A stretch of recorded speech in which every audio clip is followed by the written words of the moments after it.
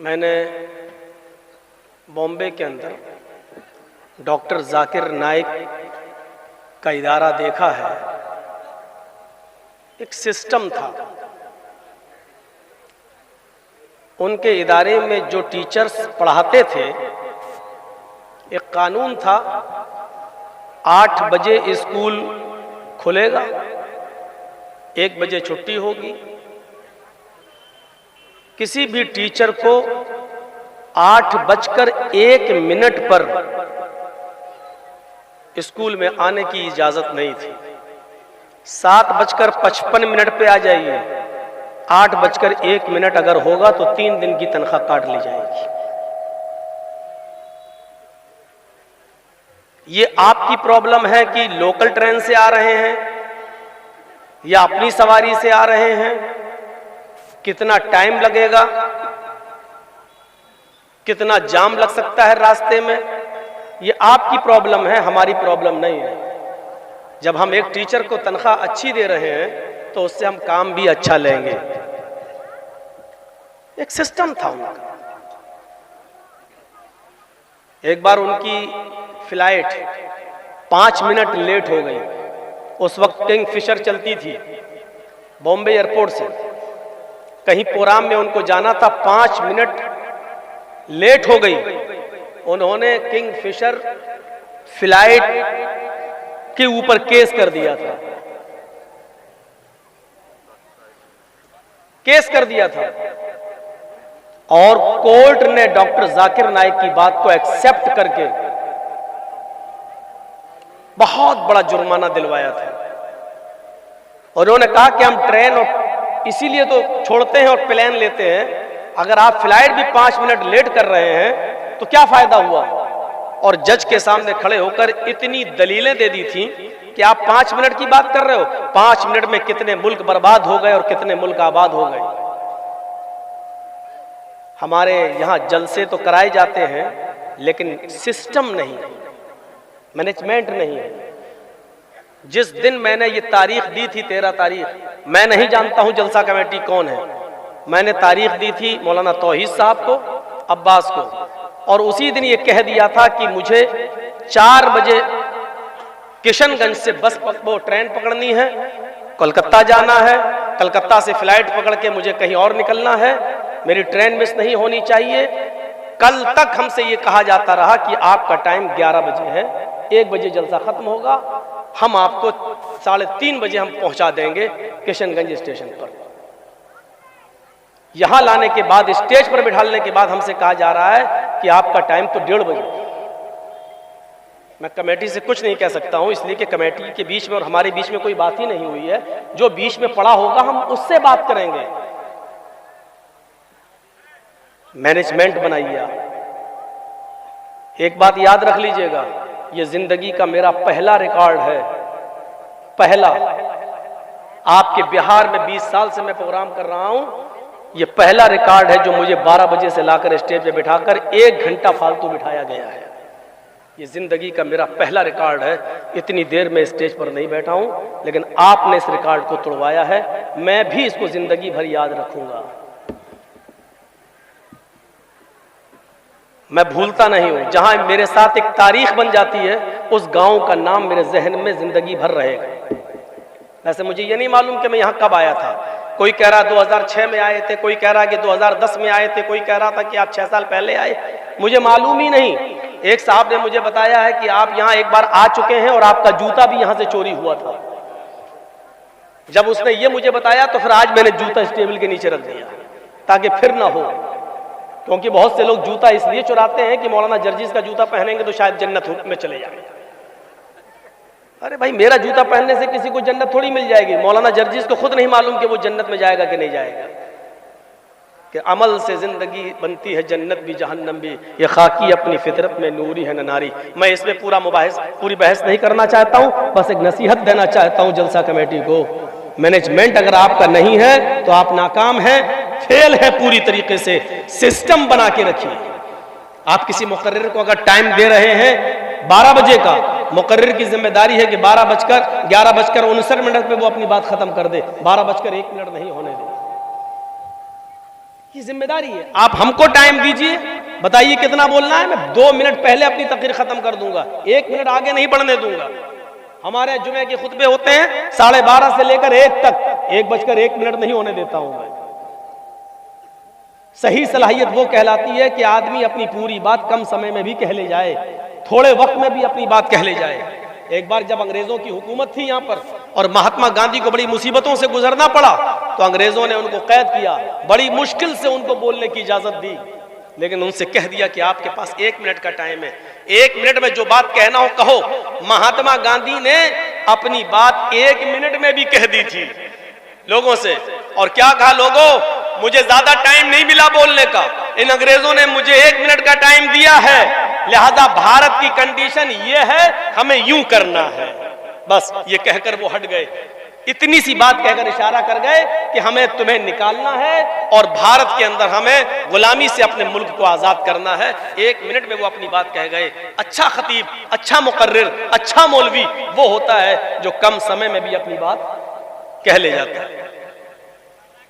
मेरे भाइयों, अल्लाह का शुक्र अदा करो कि उसने हमें और आपको इस्लाम दिया है। इस्लाम नाम ही है वक्त की पाबंदी का।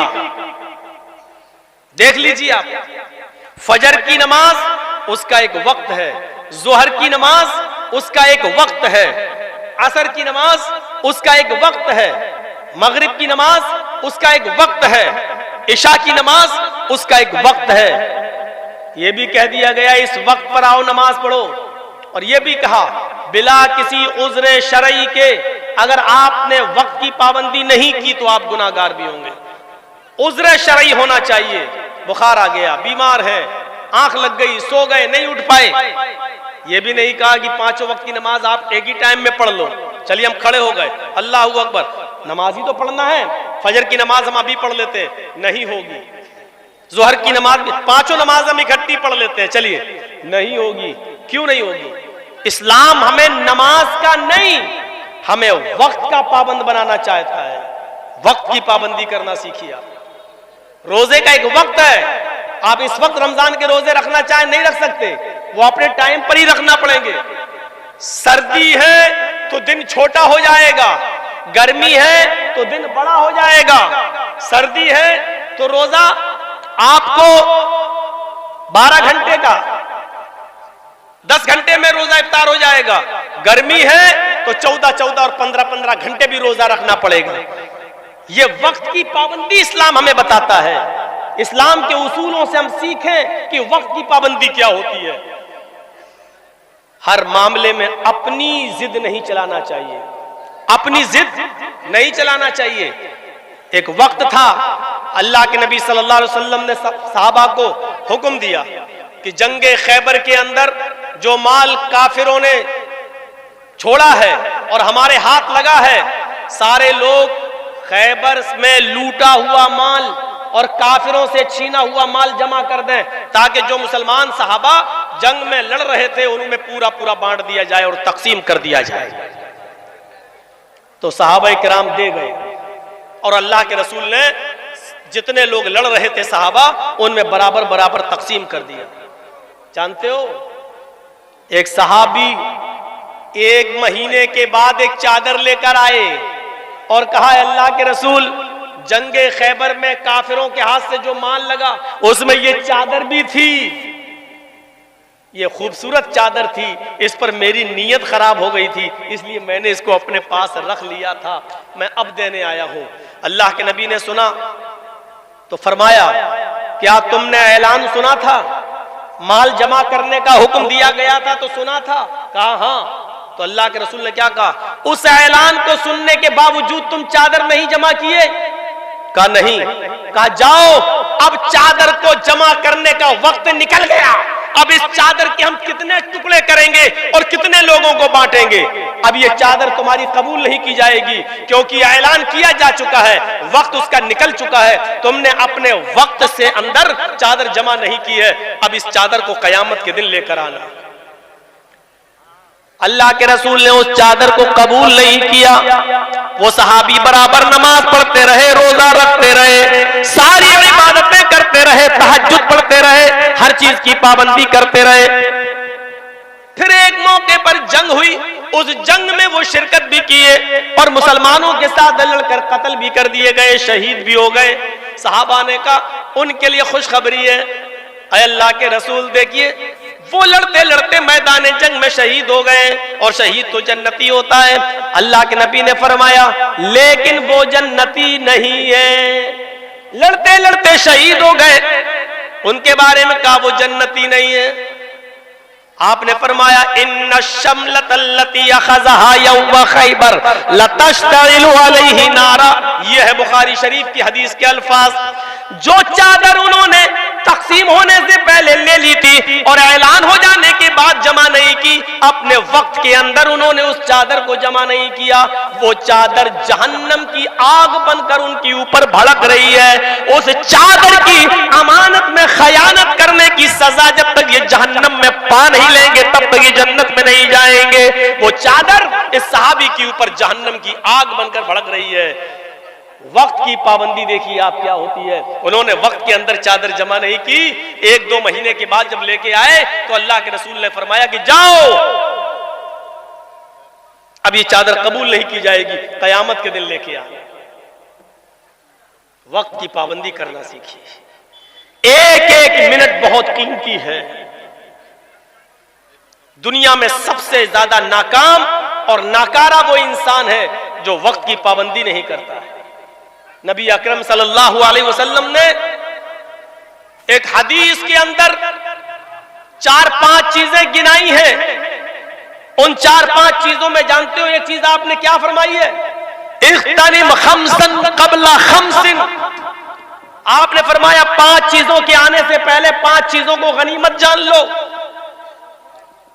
उसमें आपने पहली चीज बताई शबाबका क़ब्ला हरमिक, अपनी जवानी को अपने बुढ़ापे से पहले गनीमत जान लो। यानी जवानी में इबादत कर लो, बुढ़ापे में इबादत नहीं कर सकोगे। अपनी जवानी को बुढ़ापे से पहले गनीमत जान लो। उसमें दूसरी चीज आपने फरमाई सेहतका क़ब्ला सुक़मिक, अपनी सेहत और तंदुरुस्ती को अपनी बीमारी से पहले गनीमत जान लो। सेहतमंद हो, तंदुरुस्त हो, अल्लाह की इबादत कर लो, अपनी बीमारी का इंतजार मत करो, क्योंकि बीमारी में न सही से रुकू कर पाओगे न सही से सजदा कर पाओगे। फिर आपने उसी में 5 चीजें जो गिनाई उनमें एक चीज आपने ये भी फरमाई हयातक क़ब्ला मौतिक, अपनी जिंदगी को अपनी मौत से पहले गनीमत जान लो। अपनी जिंदगी में नेक अमल कर लो, मरने के बाद अमल के दरवाजे बंद हो जाएंगे, फिर अमल नहीं कर सकोगे। उसी 5 चीजों में एक चीज आपने ये भी फरमाई फराग़का क़ब्ला शुग़लिक, अपने फुर्सत को अपने टाइम को मसरूफ होने से पहले गनीमत जान लो। यही है वक्त की पाबंदी। अभी आप फ्री हो, बैठे हो, सुभान अल्लाह, अल्हम्दुलिल्लाह, अल्लाहु अकबर, अल्हम्दुलिल्लाह, ला हौला वला कुव्वता इल्ला बिल्लाह, ये सब दुआएं पढ़ो। टाइम मिल रहा है तो जिक्र व अस्कार करो। जब फोन आ जाएगा हमने 2 ट्रक माल भेज दिया है, जल्दी जाइए अपने ऑफिस। अब आप ऑफिस में जा रहे हैं, माल उतरवा रहे हैं, पुलिस ना पकड़ ले, जल्दी उसको ठिकाने ले। अब आप बिजी हो गए, अब आप अल्लाह की इबादत कर पाओगे? नहीं कर पाओगे। तो एक चीज बताई, जब टाइम मिल रहा है तो उस टाइम को गनीमत जान लो। एक एक मिनट को गनीमत जानने का हुक्म दिया। एक एक मिनट को गनीमत जानो, एक एक सेकंड को गनीमत जानो। जो मिनट तुम्हारी जिंदगी से गुजर गया वो दोबारा वापस लौट कर नहीं आएगा। इसलिए वक्त की अहमियत को समझो और अपनी जिम्मेदारी को समझो। हर आदमी अपनी जिम्मेदारी समझे। वनऊज़ु बिल्लाहि मिन शुरूरि अनफुसिना व मिन सय्यिआति अअमालिना।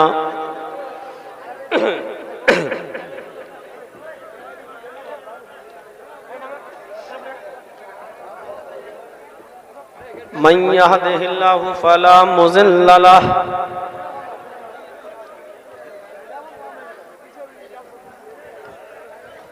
वमन युज़लिल्हु फला हादिय लहु।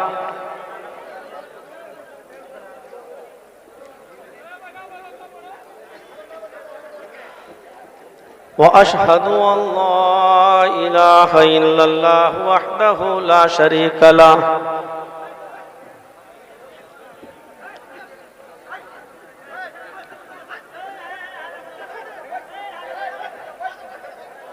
व अशहदु अन्न मुहम्मदन अब्दुहु व रसूलुहु अम्मा बाद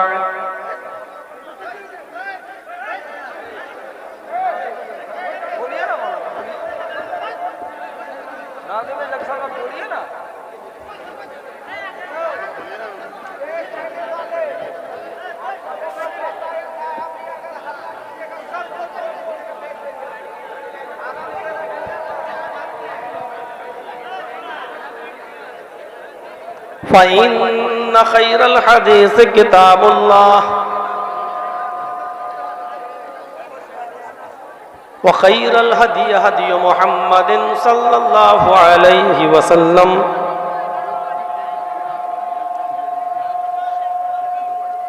व शर्रुल उमूरि मुहदसातुहा व कुल्लु मुहदसतिन बिदअह व कुल्लु बिदअतिन ज़लालह व कुल्लु ज़लालतिन फिन्नार।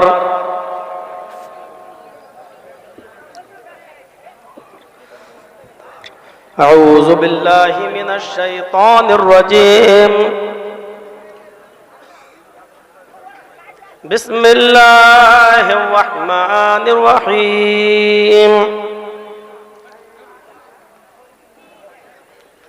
शरअ लकुम मिनद्दीनि मा वस्सा बिही नूहन वल्लज़ी औहैना इलैक वमा वस्सैना बिही इब्राहीम व मूसा व ईसा अन अक़ीमुद्दीन।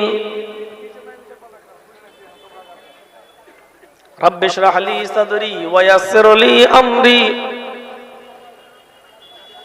वहलुल उक़दतम मिन लिसानी यफ़क़हू क़ौली।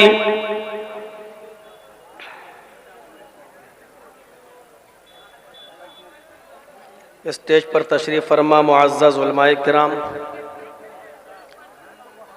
क़ुर्ब व जवार अतराफ़ व अकनाफ़ से आए हुए और फरकिया गाँव में और गाँव से बाहर के लोग जो यहाँ तशरीफ़ लाए हैं, वो तमाम सामईन हज़रात, ख़वातीन, प्यारी माँ और बहनों, कौम मिल्लत के लायकवर नौजवानों, अज़ीज़ बच्चों,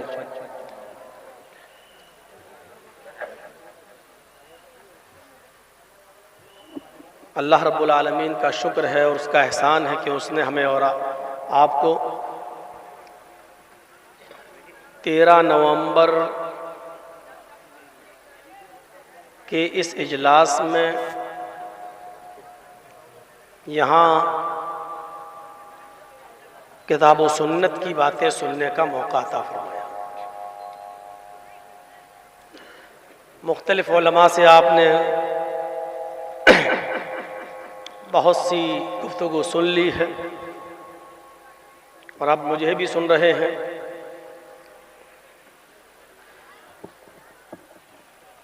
किसी भी चीज़ को चलाने के लिए एक सिस्टम का होना बहुत ज़रूरी है।